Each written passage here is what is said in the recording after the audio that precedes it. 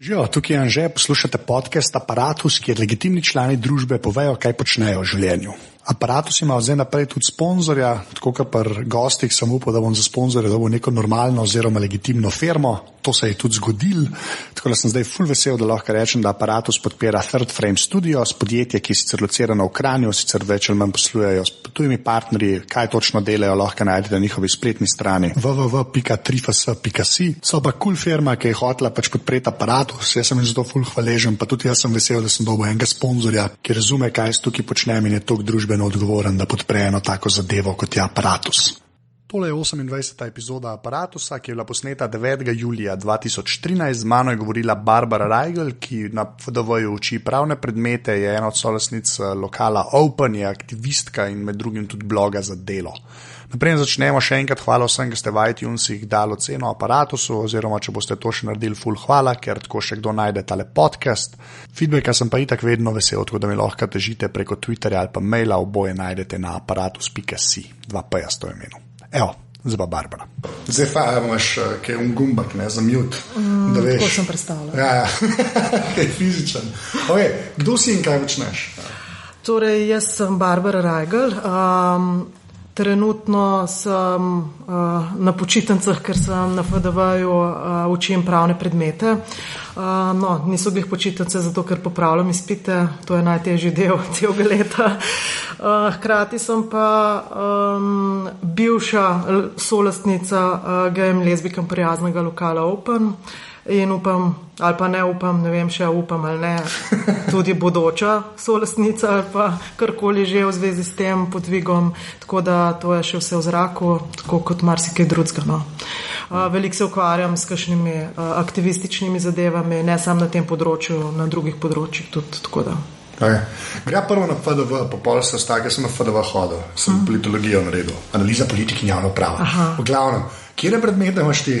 Jaz imam v prvem letniku temeljni prava, to je nek temeljni predmet za vse. To sem jaz Cerarja. Ja, okay. Pa si še tista predbolonska verjetno faza. Ja, ta normalen faks, gremo temu reči. Ja. Tako da v bistvu tudi zdaj deliva ta predmet, je tako velik, da ima 2 izvedbe in deliva s Cerarjem. Tako da pol pa učim še delovno in socialno pravo. Sem pa učila vseh teh 12 letih 8 predmetov različnih. To je ta tragedija, biti pravnik na nepravnem faksu. Zelo široko. Mislim, tragedija ali pa tudi sreča, zato ker se ne uciklaš samo v eno polje, ker vidiš v resnici, da tudi poglobljenost v bistvu rab širino. No, tako. To je to. Okay. Kakšne imaš pa izpite? Imaš pisne ali vabiš ljudi v sobico in potem jih mučiš? Jaz imam v resnici tako velike skupine študentov. Recimo zadnji izpit je bil, mislim, da jih je bilo 150 in je to pisno. Še en razlog pa je, jaz sem tako totalno težko nekoga vržem, če je ustno. A veš, da nekoga gledam v oči in mu rečem, nisi naredil. In toliko se poznam, da pol raješ, pač imam pisne. Da je barijera lista vmes. Ja, okay. Eni ful nimajo problemov s tem, ampak štekam to. Ampak ful dobro, da to sploh rečeš. Ja, ne res. Veš, pa se prepoznaš samega sebe in narediš tist, kar se ti zdi, da je prav. Mislim, tako. Se vsak spomne, ki je enkrat trpel na faksu, veš, na eni točki. Ja, ok, to ful spoštujemo v bistvu. Ok, pa dej ta bolonc, pa ne bolonc, ker ti si pač učila v prejšnjem pravem faksu in v boloncu, ne? Kakšen imaš ti odnos do tega? Pa kako je to na FDV-ju speljan? Je bilo to taka zadeva, ki se je pač morala zgoditi in se je zdaj zgodila in se dogaja, ali je bilo prej boljše, ali je bilo prej sam slabše, veš? Meni se zdi, da ena od stvari je to, da je zdaj na nek način manj fleksibilen sistem. Ne, da bi bilo to nujno, ampak na FDV-ju se je zgodilo, da vsi predmeti, tisti, ki imaš 200 študentov, pa ki je zelo temeljen in splošen in osnoven predmet, in tisti, ki so zelo specifični in imajo malo študentov, ima v bistvu učitelj 60 ur za to in je tudi 60 ur plačano. Ne? Potem so neke male korekcije, ampak to je velik problem. Veš, da imaš ti občo sociologijo 60 ur, pa ne vem, neko zelo specifično stvar, kot je, ne vem, religije na Bližnjem vzhodu v 17. stoletju. Zdaj se zmišljujemo, ne? Ampak poleg tega se mi zdi, da je na FDV-ju bila ena napaka narejena, da v bistvu je zelo velika izbirnost. Mislim, da so mi rekli zadnjič, da imamo 400 predmetov na dodiplomskem študiju. In ta izbirnost je sicer super, ampak po drugi strani pa pušča zelo velike luknje v znanju. A veš, jaz vseeno, mogoče je to paternalistično, ampak vseeno mislim, da so ljudje pri 18, saj jaz sem bila še tako, ko bi rekla, nič ne veš v resnici, kaj bi rad, kaj boš rabil, kje imaš luknje, ti v resnici te nekdo more voditi. In meni se zdi, da pač naša dolžnost je, da vodimo študenta, da nima nekih lukenj. Veš, ti imaš tukaj neke osnovne predmete, malo dobiš, pa začneš zelo poglabljati okrog, imaš pa, to se mi zdi, da je bila napaka. No.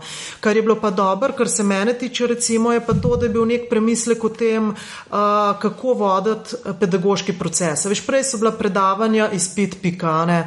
Po Bologni, ker smo se o tem veliko pogovarjali, je pa recimo precej teh različnih dodatnih oblik. Recimo jaz imam pri temeljih prava letos, pa tudi prejšnja leta, jim dam eno nalogo, recimo, da morajo najti v zemljiški knjigi svojo hišo in jo morajo prodati. In pač ves ta proces, pogodbo in tako naprej, kot da simulirajo eno tako zadevo. To se mi zdi, da prej mi ne bi niti prišlo kaj zelo na misel, ker nisem o tem razmišljala. Jaz sem bila pač prej, sem govorila in potem sem ocenila, če so se zapomnili to, kar sem povedala. A pa ta praktična, pač bolj v praksi učenje dejansko obstaja. Pač tako, več, no, recimo, da je več tega. Ja. Čeprav na nekem družboslovnem študiju ti težko zdaj neki mislim, se mi pa zdi, da je tudi recimo na novinarstvu relativno dosti prakse, ne vem, kakšni so izkušnje, ampak tudi te mladi asistenti in docenti vnašajo neke, novosti in tako. Je pa problem tudi z Bologno se zgodil to, da asistentov ni več. Zato, ker vsak učitelj pač mora imeti za polno plačo 180 ur in če od tistega to se pravi 3 predmete po 60 ur in če od svojega predmeta da 20 ur asistentu, potem pač ima on manjšo plačo, ne? Oziroma sploh nima 100% plače. Tako da tako je postalo to malo bi bilo se zelo veliko s tem zaukvarjati, ampak jaz se dejansko ne ukvarjam s to evalvacijo tega. Jaz sam to, to kar jaz opazim, recimo prednosti in slabosti. No. Ampak na začetku je tako kazalo, da bo ratala čist tak Teksas, kjer se bojo ljudje borili, da bojo njihove izpiti izbrani. Jaz sem jih takrat končal faks, ki se je to začelo vajati počasne. Pa v bistvu se to ni čist zgodilo. Ampak ni pa. Čeprav zanimivo je to, kar so rekli, da so začeli malo razmišljati, kako še kaj drugačno narediti stvari, to pa sploh nisem. O tem smo se res takrat veliko pogovarjali, o teh novih oblikah in tako naprej. Sam težko ti potem v 60 urah greš in skozi snov, da daš neke res osnovne stvari in delaš take stvari. Posebej, če nimaš asistenta, ti težko delaš neke inovativne, relativno v majhnih skupinah, če ni asistenta, ne moreš 180 študenti delati sam v majhnih skupinah ali pa pač prilagodiš te oblike, tako da jih zmoreš in da imajo študenti nekaj od tega. Čakaj, drugi predmet je pa kaj delovno in socialno pravo. Socialno pravo. Pa si pa ti čist, to nisem vedel recimo, ampak kva pa, kar se vsaj pri nas na tem področju se sem že z Mitjetom sva šla pač zakonih po vse te zadeve, ampak koliko je teb, kad ti to učiš? Grozen, bom to besedo uporabil, ker se te kakršne koli, pa sploh ne napredne, ampak to, kar bi mogoče moglo biti že, base level, neke pač, kako bi se temu rekli, sprejetosti družbe do drugačnih, v narekovaje delam, zdaj ne bom weird izpadel, ampak ker se srečaš z res realnostjo Slovenije pri teh zadevah, kako ti to vidiš? Kaj ti to učiš? To, v bistvu me za tega zanima, kaj ti greš čez vso teorijo, pa če vse to, razumeš, pa pač priješ do nevadnih ljudi, že spet v narekovajih, ki pa pač imajo neke svoje špure, ki se jih ne da. Mislim, ker za zakonik tudi če je prišlo 7 ljudi na referendum, še zmeraj me je padlo, to je res bedno. Če pride 7 folka, pa da ne znese, kaj bi bilo, če bi vsi prišli, ne vem, to vsi imajo malo svoje teorije, ampak kako ti pol to vidiš, ki so take zidove zaletavaš? Ne vem, če je to kaj dosti drugače vidim, kot če ne bi učila pravnih predmetov. Veš, to so stvari, ki so zelo izven prava. Veš, to, kaj si ljudje mislijo o tem in tako naprej. So pa vsi, probam pa to razumeti kot nek proces, ki je podoben pri vseh marginaliziranih ali pa skupinah ali pa recimo, probam ga videti podobno, kar se je dogajalo z ženskami, kar se je dogajalo s temnopoltimi, kar imajo tudi ne nazadnje izbrisani, recimo podobno tudi gej in lezbijke, se mi zdi. In to je proces, ki enostavno ne moreš prehteti, a veš. Pač najprej je faza, ko sploh ljudje se začnejo identificirati s to, recimo, osebno okoliščino in začnejo izpostavljati svoje zahteve, potem pa v bistvu mora to preiti v pravo in v neki fazi, ko je to izenačeno, ta osebna okoliščina postane nepomembna. Tako si jaz predstavljam, to je pač zdaj še očitno nismo tam in mene to, ne morem reči, da me to tako onesposob, da me tako prizadane, da me onesposobili. Ne, jaz probam to razumeti, da v bistvu je in ko bomo mi zaključili ta fajt, če ga kdaj bomo, ampak zagotovo ga bomo, ampak ženske pa temnopolti ga še niso, ne. A veš, hočem reči, to ni, da zdaj smo tukaj kljukco dal, zdaj pa smo pri gejih in lezbikah. Ampak tudi, recimo, ko bo manjši problem, se bo pa izpostavila neka nova osebna okoliščina, ki bo problem. Recimo samskost ali pa enostarševska, recimo, mama, ki je samohranilka. To je v vsakdanjem življenju po moje precej hud fajt, ne? In ne vem, če mi to sploh opazimo, ne? Ali pa hendikepiranje, jaz ne vem, v bistvu moja izkušnja v zadnjem času je, da v bistvu zelo težko mislim in govorim o stvarih, ki jih sama nisem osebno doživela. A veš, da bi zdaj jaz govorila, ne morem težko primerjati handicap pa raso, pa a veš, z spolno usmerjenostjo. V resnici najbolj vem s tistem, kar se res ukvarjam, no, recimo, ali pa tisto, kar res sem, recimo ženska. Pa, tako. Ampak tako, ti zdaj, odkar sem z Mitletom govoril, pa zdaj stalo, pač kaj doma padla v Ameriki, ne, pa se že ne malo temu ameriškemu vplivu govoril, ne, pa me zdaj še pri tebi zanima, zdaj, ker se je to zgodilo, ne. Jaz prvo nisem vedel, da je to Clinton naredil, to je bolano meni, on je zgledal še relativno lev, v Ameriki pa ni bil, ampak okej, to je prva stvar, ki je bilo me uvijeno, ampak kako pa je to, mislim, koliko cajta je ta after effect, veš, da do nas prije, kako za krizo govorijo, zdaj gremo Ameriki malo na boljš, ne, čez 5 letov pa nas šlo malo na boljš, ne, veš, koliko je tega halo efekta od Amerike, misliš, pa sploh zdaj, ki je doma padla, ker zdaj prvič, da je tam res nekaj konkretnega se zgodilo. Vse do zdaj so bile bolj take deklaracije, zdaj pa tako ustavno sodišče reklo par stvari, a veš, to tam dejansko malo več pomeni. Koliko misliš, da bo tega? Zagotovo je, ko bi rekla, učink Amerike na nas relativno močen, ampak po mojem tem, škaj mi na začetku tega GLBT gibanja smo imeli zelo močno, je izraslo iz kulture. Ni se pa toliko na začetku ukvarjalo recimo s pravnimi postopki. Ne? In moja izkušnja v zadnjih recimo 5 letih, pa ne da sem to karkoli jaz sodelovala, so drugi to speljali, ampak da se zelo veliko premakne, če delaš tudi na pravnih postopkih. Ne? In močnejši po mojem vpliv kot ta halo efekt iz ZDA je tudi to, kar se v Evropi dogaja, tudi na Evropskem sodišču za človekove pravice. Ne. Tako da sam tukaj so, veš, nikoli nismo na koncu. Ne. Če pogledaš Rusijo, to je tudi v bistvu na nek način del Evrope, ampak to je tako izvenplanetarno, da si ne moreš misliti, da je to res. Ne. Po drugi strani smo pa vseeno v tem našem izgubljenem letu doživeli neke totalno napredne ureditve, kot je francoska, kot britanska, recimo v Nemčiji se premika, te stvari so ful pomembne. Ne?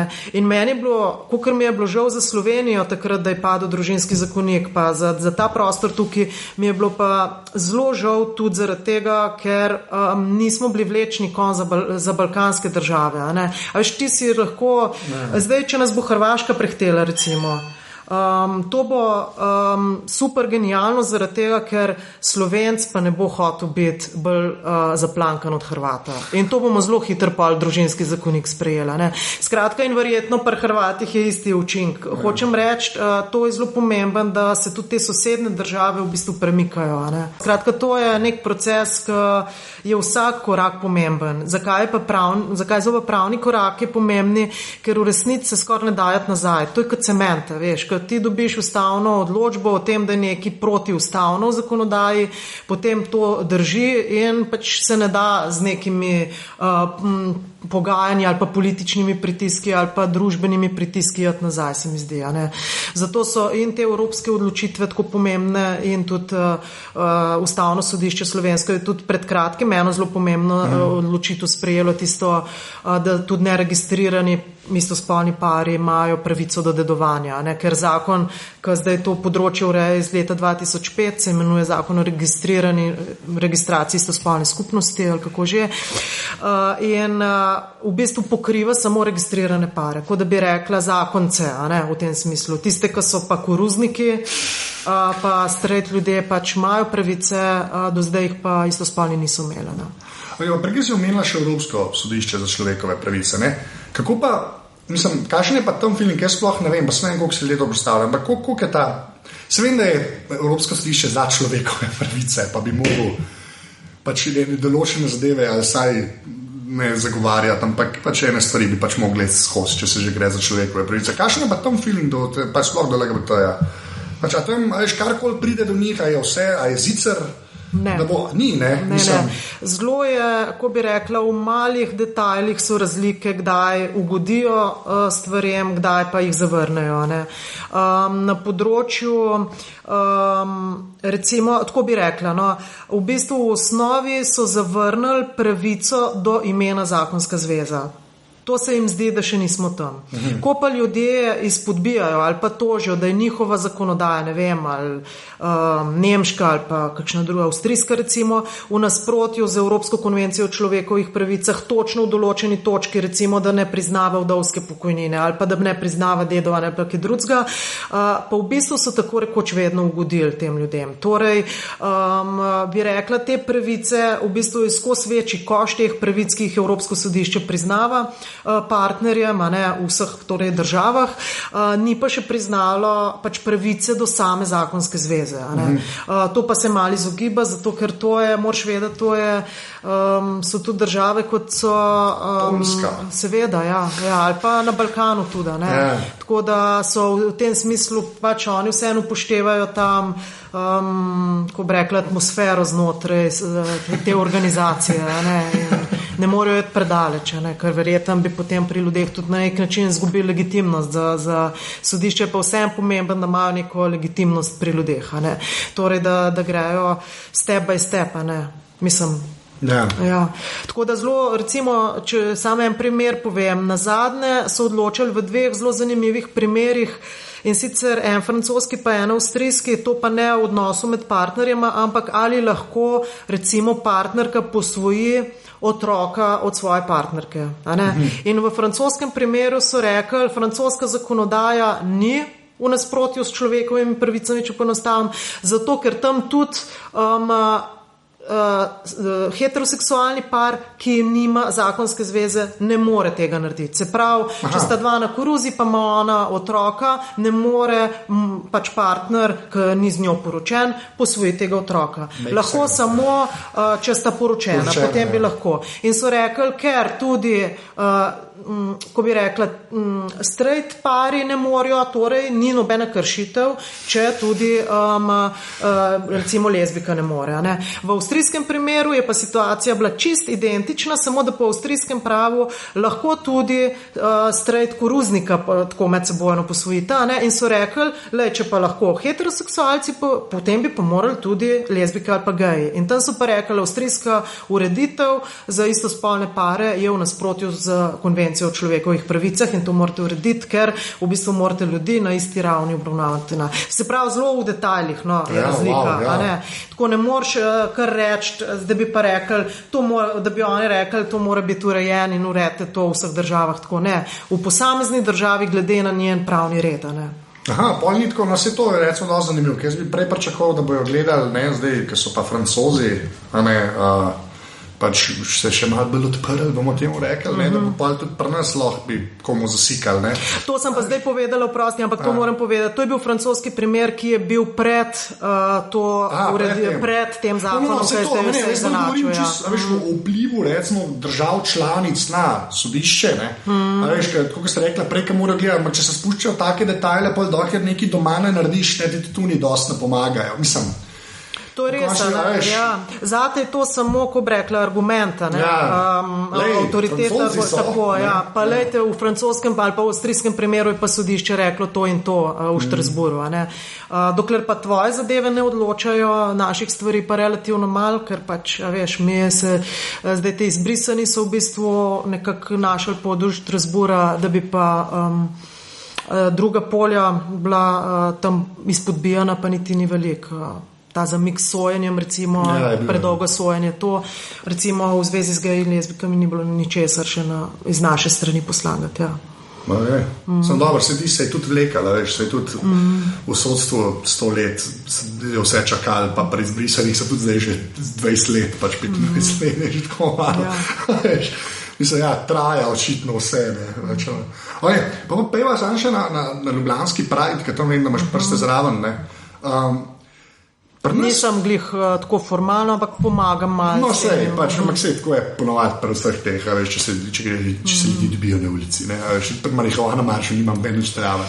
Ampak hočem tako reči, ker pri nas, to relativno funkcionira, ta zadeva. Ker pri nas je tako na vsega vsaj, da en politik leti, se malo kaže. Kako je pa odzuni s tem? Jaz imam tako za Pride, kar se meni tiče, obstaja una berlinska zadeva, ki je weird. Na dober način je weird. Ti si jaz, wow, ok, tu nek splavi, ti si noro, men. Ampak pol slišiš pa, čim, se v Beogradu probajo dobiti, pa jih tepejo. Mi smo pa pač nekje vmes, neki ljudje se dobijo, ampak aj od zuni, koliko je pa teh čist nekih, koliko je normalno, to se narobe sliši, ampak veš ko, da pa se ljudje grejo na ulice, pa se malo, pa se dobiš, pa hodeš malo, pa malo pozdraviš, da je sam to, da ni una, veš, zadeva, ki je v Berlinu, ki je res rakej festival, sploh ni več. Mislim, pa v Amsterdamu, recimo, jaz ne vem, pa ti se več vezi z nekim proper prideom, ti se res kot showcase, pač, ampak okej. A ne, pa tem, ki se jih ljudje tebe. Veš, pa te taki, ki smo pač pri nas, tako, da se pač sam, da ima to še zmeraj to noto, samo ne vem, kaj, we're here, pa ta varianta. Po moje relativno malo. Mislim, zato, ker v Berlinu, recimo, pa v teh, zdaj za Berlin vem, da zaradi nasprotovanja tem komercialnim Prideom se je v bistvu oblikoval že en alternativni Pride. A ni to najboljši znak tega, da je ta zadeva že ful naprej? Ja, v resnici je. Ja. Ker dobi en lahko imaš komercialen Pride, jaz mislim, da takrat je se več ali manj že ve, da je kul. Čeprav Ljubljanski je nekje proba biti vmes, ampak ko si je vmes, takrat zelo vseh strani dobiš po glav. Tako, v resnici je to zelo zanimiva stvar za delati, ker na njej vidiš, koliko je šlo že vse naprej, ampak koliko je raznolika ta scena. In koliko v bistvu, ko si na terenu, si izpostavljen vsem vrstam. Ta letošnja zadeva je bila res zelo zanimiva, zato ker v resnici so bili povabljeni oziroma so bili pokrovitelj, je bil tudi ljubljanski župan in je tudi on govoril in zaradi tega, ker se eni s tem niso strinjali, čeprav je že, mislim, da 6 ali 7 let pokrovitelj in je vedno govoril, zdaj pa te pač sumi korupcije so definitivno nekaj, kar je res totalen problem in problem je živeti v državi, kjer ti moraš delati z institucijami, ampak je nad vsako institucijo nek dvom legitimnosti, in ti to v bistvu potem lahko vsak učita, to je nora država, ker v resnici nimaš sploh nobene institucije, ki bi lahko tako s čisto vestjo, z njimi sodeloval, vsak ima nekaj na grbi, tako, in to se kar nekako ne reši, nad županom so tudi že 6 let preiskava teče in kje je zdaj to, mislim, to se mora nekje rešiti, da lahko normalno ljudje delajo, Torej, na nek način to, da je prišel predsednik države, Lahko se zdaj reče, da je to njegova, pač, da je politične točke nabiral, po drugi strani lahko se reče politiki ali pa parada se politizira, po drugi strani eni so rekli, to je super, to je dober znak tudi za Balkan, a veš, pa tako naprej.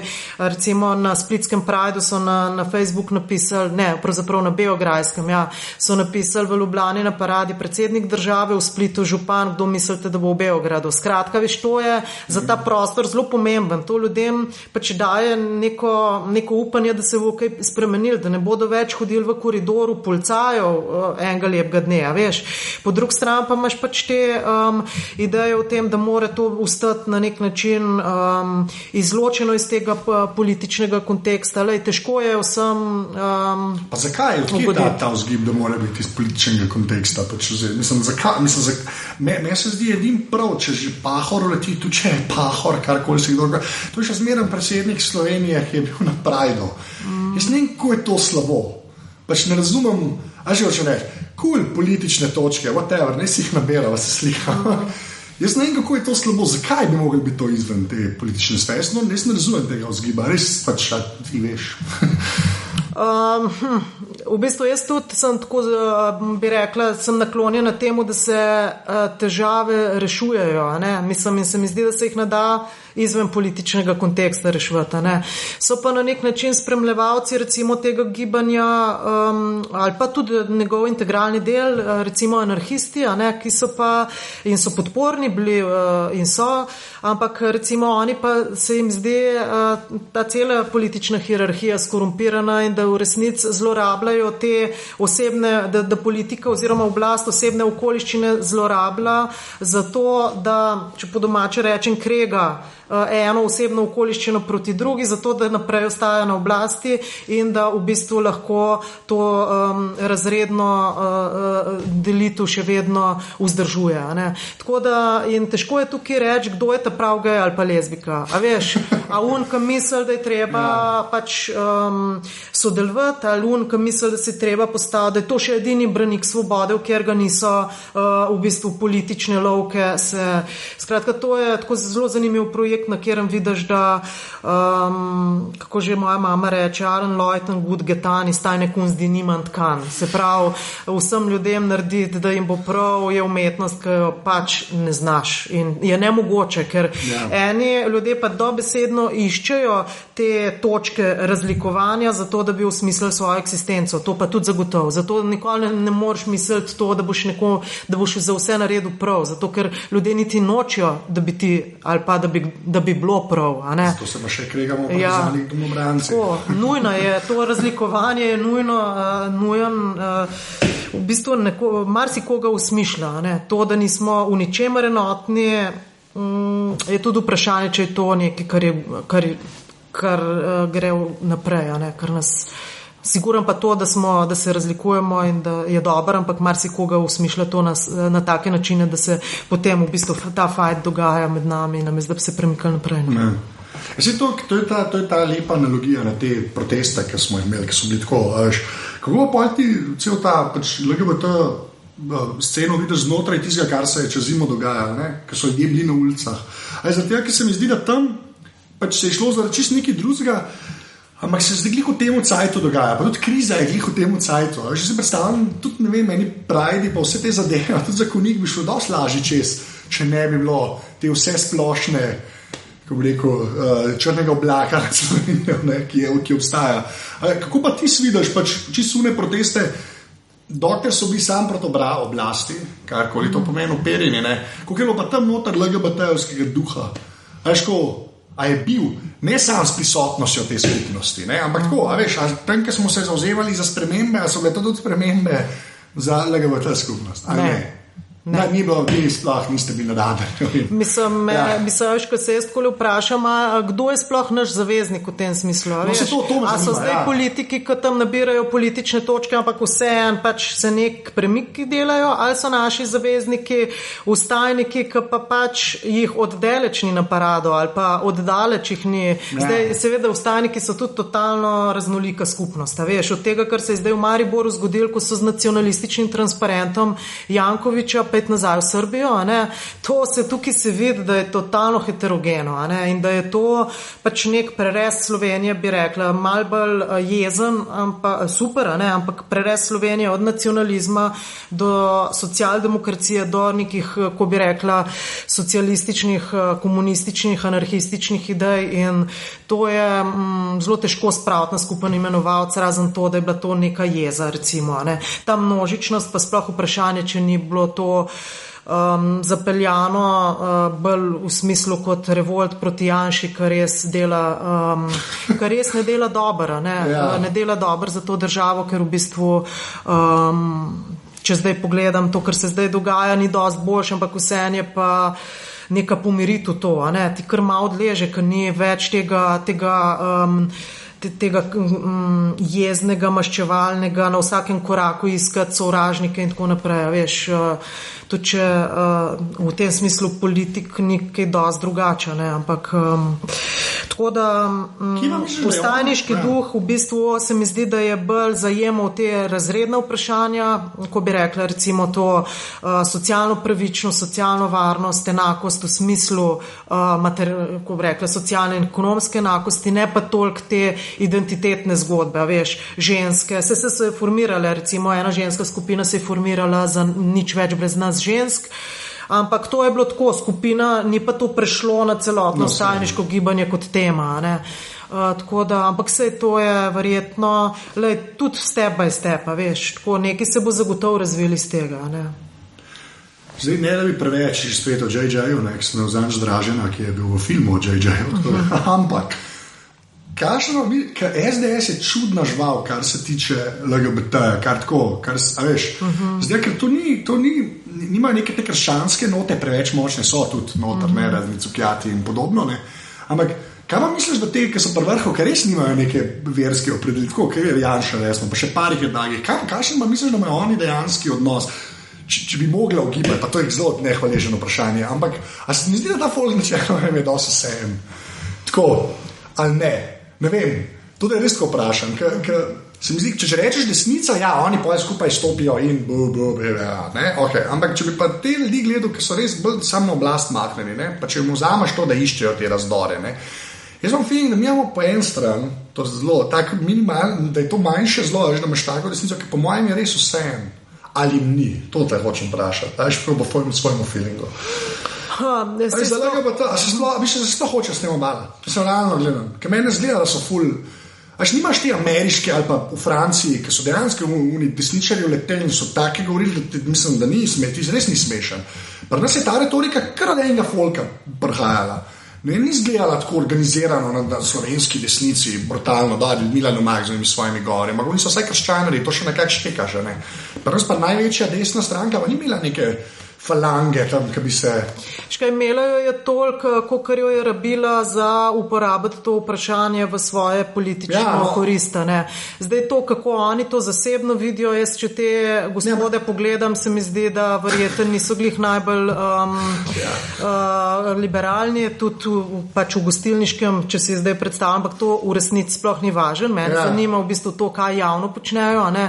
Javno se mi pa zdi, da stranka v bistvu SDS želi biti neka evropska moderna stranka in ne more ravno iz vrha prihajati neka, da rečem, verbalna svinarija, zato pa uporabijo druge mehanizme, da tam gospod Cukjati pač govori o nekih bolezenskih stanjih, skratka oni zelo vejo, koga imajo za kakšno temo, zato da potem predsednika to ne oblati preveč, če njihovi mečejo blato, Tako da to je zelo premišljena strategija. Bi pa rekla, da ni nič manj škodljiva. Okay, se to me najbolj zanima. Nisem pa tako, jaz sem zadnjič poslušala tvoj pogovor z Mitjo, jaz pa nisem tako zelo popustljiva ali pa prizanesljiva tudi do teh katoliških skupin.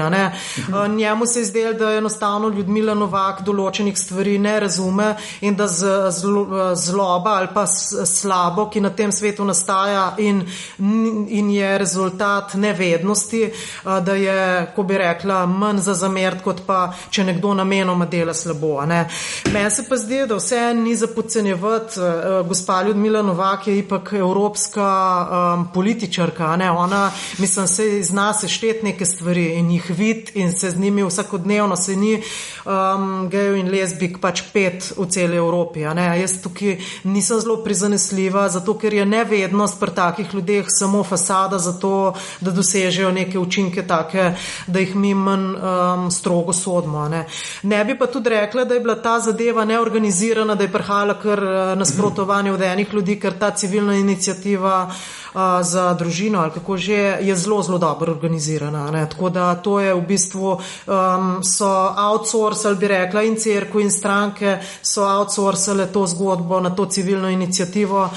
Treba je vedeti, da nevladne organizacije na polju, te katoliškem polju so edine, ki zares imajo denara in kapacitete, a veš, to kar nove in nove organizacije v tem smislu nastajajo in imajo pač enostavno tudi kadrovske kapacitete, a veš, to, da ti, če imaš denar, lahko človeka zaposliš tukaj na bolj, ko bi rekla, liberalnem spektru nevladnih organizacij, smo vsi za vse, pa še to nismo profesionalci, ampak v svojem prostem času ali pa pač ne vem, kdaj že neke stvari počnemo, tako da to bo v prihodnosti še zelo velik pritisk na področju splava preko nevladnih organizacij, na vseh teh področjih, kontracepcija recimo, to se že začela.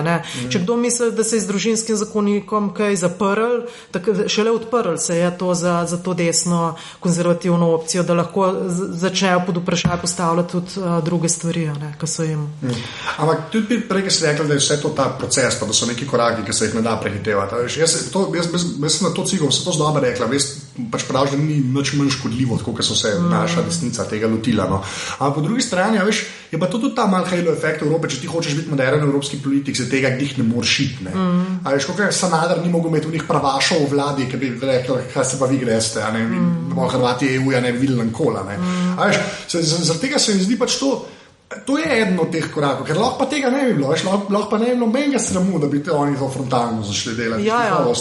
To je pa res. Če se postavim do Srbije, pa točno tako, ne vem, vse kdo reče, sam da reče. Ampak se mi zdi, bolj na to sem cilj, ampak zgabo niseš, da sem manj škodljivo, se štekam, da ni toliko manj škodljivo, ampak okej, lahko pa rečeš, da je to vsaj ena od teh stopničk, da se vsaj to začelo dogajati. Mislim, sej veš, jaz mislim tudi, da veš, če pogledaš po zahodnji Evropi, recimo prav v Veliki Britaniji, je zdaj pravzaprav konzervativna vlada tista, ki je bil zakon sprejet zdaj v njihovi proceduri, ali tik, zdaj sem malo pozabila, ampak pod Cameronom v glavnem.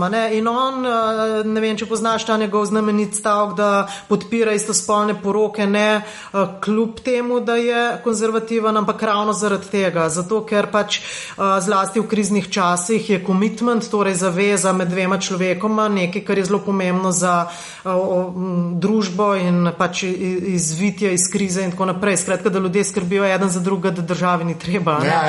Ampak to zdaj prihaja že v konzervativno agendo in to bo tudi pri nas čez 10 let bo tudi SDS, upam, da ne pač v taki personalni sestavi kot zdaj, govorila na podoben način. To sem jaz prepričana, razen, dobro, lahko se pa neki radikalni premiki zgodijo spet v smeri proti srednjemu veku. To pa res nikoli ne veš. A veš, nič ni tako linearno naprej, kar ne bi mogli se presekati. Ampak zdaj zaenkrat zgleda tako, da bo šlo naprej, da bo to postal tako mainstream, da tako malo ne bo recimo več. In se bodo po moje neke nove osebne okoliščine izluščile, za kjer bodo ljudje se morali boriti. Okay. No pa je še malo ta Cafe Open, ki je zdaj zaprl svoja vrata, ne vemo do kdaj. Ampak kakšna je, se je dosti obvious ideja, ampak zakaj sploh pa geneza zadeve? Mislim, odprl se je 5 let nazaj, da je bila ta, da je treba imeti v bistvu en prostor, ki se opredeli kot tak, je pa odprt za vse, ampak da človek, ko vstopi noter, pač ve, kam je stopil. To se mi je zdelo pomembno, da da se po tem, ko prestopiš ta prag, da se sprijazniš z nekimi pravili o tem, da se ne sprašuje o tem, kdaj si pa ti prvič začutila, da so ti všeč punce, a ne? Zato, ker tudi jaz tebe to ne vprašam, a ne? In to pač teh vprašanj ne bo klele, a ne? Ja. Skratka, in še pač teh 100 drugih predsodkov in stvari, ki bodo ostale v zuniji. Je bilo pa težko držati to ravnotežje, da je to nek plec, ki ima identiteto GLBT, hkrati pa, da je to kot odprt, da se tam ljudje tudi vsi dobro počutijo, ne? In to je težko držati to, veš, ker če ga preveč odpreš, potem je lahko poplavljeno in se spet gej in lezbike ne počutijo varno, ne? Moraš skozi imeti to in to včasih ni ratalo, ne? Včasih se je zelo zaprl. Smo imeli kakšen festival GLBT in je bil en teden recimo dogodkov, ki so bili zelo vezani in potem je bil z zamikom se videl, da je to določene ljudi ko bi rekla, da jim je nekako dal občutek, da v bistvu pa niso tako zelo doma ali pa vabljeni tja in tako naprej. In pa smo morali spet par dogodkov narediti, ki so bili očitno, da so za vse, torej za pač za vso populacijo, ko ne rečemo. Ne. Se tukaj je zelo težko reči, veš, kako sploh, tako v tem smislu smo ga probali šejpati. No, pomemben je bil pa zato, ker je bil pred Openom v resnici ta družaben live zreduciran na nočno življenje. Se pravi, Metelkova, hvala Bogu, da je, ker če jo ne bi bilo, jaz ne vem, kje bi bila, verjetno, mislim, ne bi, po moje ne bi preživela, veš, ko si star 20 let, ti ne rabiš zakona, a veš, tebe zakon ne briga, ne. Ti rabiš neka mita, ne, in to pač rabiš pa potem v neki fazi nekam tudi po dneva, ne. To se to. Se ti po nočno da več. To je bila nekak ideja, no. Ja. Kaj, zdaj pa kaj? Bo nazaj, kaj to pomeni? Ja, zdaj iščemo novo lokacijo in toliko sem se že v teh 5 letih naučila, da vem, česa nočem, veš. In to je skoraj vse, kar Ljubljana nudi, veš. Nočem sosedov ali pa nočemo sosedov, ker to je grozljivo to, kar je v Ljubljani. Veš, ti živiš v centru mesta in bi rad imel ob 9 zvečer mira, ne. Potem radi bi bili znotraj ringa, torej ne vem, koliko poznaš to, ampak izven tega notranjega ringa, ki gre recimo od Filofaksa do Tivolija, pa tam Železniška, pa Poroški, znotraj si lahko odprt do enih, izven tega pa v bistvu do 11 ali pa do polnoči, ampak te 1-2 ure je totalno odločilna. Veš, če ti v petkih moraš zapreti ob 11, ne moreš sploh funkcionirati, ne. Tako da pač radi bi, da sta recimo Open je imel samo en prostor in je bilo izjemno težko delati okrogle mize, pogovore itd., ker je bil šank v istem placu, kot je bil potem pogovor, veš, in mi smo imeli 50 ljudi noter, šank ni smel delati, ker je moral biti vse ful potih, da ni motil, in na koncu, ko smo končali dogodek s 50 ljudmi, je bilo v blagajni 10 evrov, a veš, to pač veš kaj, pač morata biti 2 prostora, da je ločen ta del za ta programski del in tako, no. Tako da zdaj smo se že menili z določenimi, tudi recimo s Kiberpipo sem se pogovarjala, če bi šli v isto lokacijo, ampak oni res rabijo velik prostor in ker rabijo tudi lab in tako pisarniški del in tako bomo videli, no, z različnimi organizacijami GLBT in tudi z drugimi, recimo, da bi se malo povezali in naredili nek močen tak zasebni konzorcij, ali kako bi rekla, ne, zato ker meni se zdi, da to je tragedija Ljubljane, da je premajhna, tako kot Slovenija, veš. 300, mislim, to je res zoperen, da nič na trgu ne preživi, a veš. Ja. Razen, če se zelo usmereš v neko komercialo, a ne, pač pajzli preživijo, to ni dileme, pa ta Ljubljanca del, ta pač PVC Ratan preživi, a ne. Potem pa še mogoče 2 lokala z vsebino, tako kaj Bikofe, ki dobro delajo, pol pa že zmanjka, veš, in ne moreš biti čist samo GLBT, da bi lahko preživel. Ja. Zato, ker če si zelo osko GLBT, potem tudi določeni ljudje, ki pa si v bistvu zaradi njih tam, a ne, te mladi, a ne, težko prestopijo ta prag, veš, oni morajo imeti feeling, da tja vsi hodijo in potem oni po naključju pač tja pridejo in potem, a veš, če imaš pa ti zelo zasidrano, zelo plosko, pa te novi težko vstopajo v to. Ne. Tako da toliko je enih stvari, da v bistvu je še vse odprtno. Če pa po pravici povem, je pa odprto to, a se meni to da, veš. Vsak dan iz kaselca potegniti 10 računov, veš. Pa 15 napotenc, pa, a veš, to je res. Jaz sem zdaj 3 mesece samo zapirala te zgodbe z Openom, a veš. Sem mogla 20 različnih pogodb odpoklicati. Energetika, elektro, telekom, a veš, to je to kenga tega in mora biti rada bi, da je to večja stvar, da ne telam jaz sama tega. Nočem več nobene gajbe predstaviti, me razumeš? Ne bi več nosila gajbe. Štekam, Samo velika Slovenija pa to. Ja. No, grejo zdaj še na strojno in programsko opremo, ne? Telefon pa računalnik, kjer imaš prvo? Telefon imam iPhone. Kaj je to, 4, 4S? 4 po mojem. 4, odlično, to mi je najbolj. 4 po mojem, v redu. Kaj lahko računalnik? Računalnik imam pa en delov računalnik, zdaj imam pa še namiznega tega fiksnega, ki je v Openu ustal, veš, pa je zdaj to treba. Pa se mi je zdelo, da sem tako zgužbana na tem laptopu in da rabam malo bolj tako zadihati, da je malo večja distanca med mano, tipkovanco in ekranom. No, tako. No, dej, pa se programe, pa te zdaj sklepam, da si na Windowsih, na kaj del, pa kaj, XP.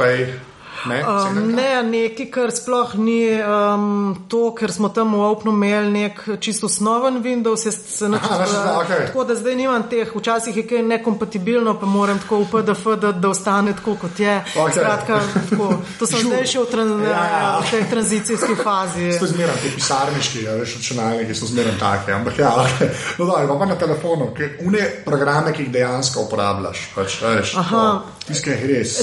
Zelo v bistvu veliko uporabljam Dropbox, v bistvu glede na to, da imam toliko te robe, različne sem v bistvu si zakupila, ne vem, koliko je to, si počala Dropbox? Da sem si vse tja spravila, zdaj pa ne vem, a je to dobro in kdaj se bo izkazalo, da je to slabo, ne. Tako da potem pa pač uporabljam veliko uporabljam Twitter. Kjer ga pa imaš uradenga? Tega navadnega, Potem uporabljam, ker sem enkrat poslušala z enim tvojim sogovornikom, da uporablja Evernote, pa sem pogledala, kaj je to in je super kot nek tak dnevnik. Mislim, da Evernote vsi uporabljajo. Vsi uporabljajo, res. To se mi zdi tako ena taka... Je sploh sinhronizacija, veš, med računalnikom in telefonom, to je to najboljše. Mislim, res tako, tam res štima, no. Ampak Evernote, Potem pa uporabljam tudi, ker doskrat grem na kolo, pa uporabljam nek Motion X GPS. Skratka, nekaj, kar ti sledi in ti računa, ko greš hiter, koliko si kilometrov naredil. Da veš, kva si naredila. Nisem pa še videla, koliko kalorij, pa če ima to tudi, to ne vem. Potem pa v bistvu izjemna pridobitev zame s tem telefonom je Scan Pages, se pravi, v bistvu lahko skeniram stvari. To se mi zdi super, ker ne rabam v bistvu skenerja in karkoli lahko. Potem pa te fotografske, ki jih pa relativno malo uporabljam, če treba kakšno sliko. Prej sem pa veliko tega, veš, ker za vsak dogodek sem mogla narediti nek flyer in to sem zelo tako amatersko delala. In sem pa tudi včasih ali z iPadom ali pa prek telefona. iPada imaš tudi? Ja, tudi. Kaj pa? Za tudi dvojko, brez kamerce. Dvojka brez kamerce. Dvojka že smo imela. No, unga brez kamerce. Pa je enka, te debel, je tak, dosti debel, zdaj pa pitem to novi. Ja, malo debelejši. Ja, pa je po moje enka. No. Tako da old school. Ne, ti se proper laptop. Kaj pa tam, imaš tam kakšne ekstra na iPadu? A veš, kaj imam v bistvu za branje časopisov? V glavnem časopise tam berem, kadar se da kupiti. Recimo delova aplikacija z Amerike je kakšen problem, da ne morem. Drugač pa v glavnem časopise tam berem. Ampak dejansko tako greš na sajte ali RSS uporabljaš? Ne uporabljam, v bistvu kupam... to kar oni nekako. Ok, v redu. To je pa zanimivo po svoje. Ampak nič v njih flipboardov pa zajtov, pa to je sem šlo šti zihar. Ne. To ti vremaš. Če si že Evernote tukaj najdela, probi še une zadeve. Ampak imamo zadnje vprašanje. Ena fizična stvar, ki misliš, da je bila zate narejena, lahko si jo imela, lahko jo imaš, lahko jo v kleti, pa jo sploh ne uporabljaš, lahko jo vsak dan uporabljaš. Neki. Prav zame, da je bila narejena. To si pa ne domišljam, da je karkoli na tem svetu zame narejeno. Ja, ampak to nekaj fizičnega, ki sem bila res rada, no? Še se rada uporabljala. A veš, kaj sem zdaj navdušena? Res navdušena. Nad enimi mini goli, ki smo jih kupila z Vidom, to je 10-letnik, s katerim se zdaj res super razumeva in se veliko družba. Gole, ki smo jih kupila v Hoferju in jih lahko razstaviš kjerkoli. In potem jih spraviš v eno tako čist malo šiško v bistvu in jih lahko okrog nosiš, veš. Portable fuzbal. Ja. Ne, se cool. Od vseh odgovorov, ki sem jih že imel, portable fuzbal čiš paše, veš, od tam je, od aparatosa, sloh ni panike. To je to, več ali manj. Super, hvala, ker si prišla. Hvala za vabilo. Tole je bila 28. epizoda Aparatusa. Barbaro najdete na Twitterju pod @brajgl, jaz sem na Twitterju @anzet. Kakršenkoli feedback bo dobrodošel, če pa se na podcastu naročite na iTunesih, bo pa kakršnakoli ocena tam dobrodošla, ker tako še kdo najde tale podcast. To je do naslednjega tedna to. Čau.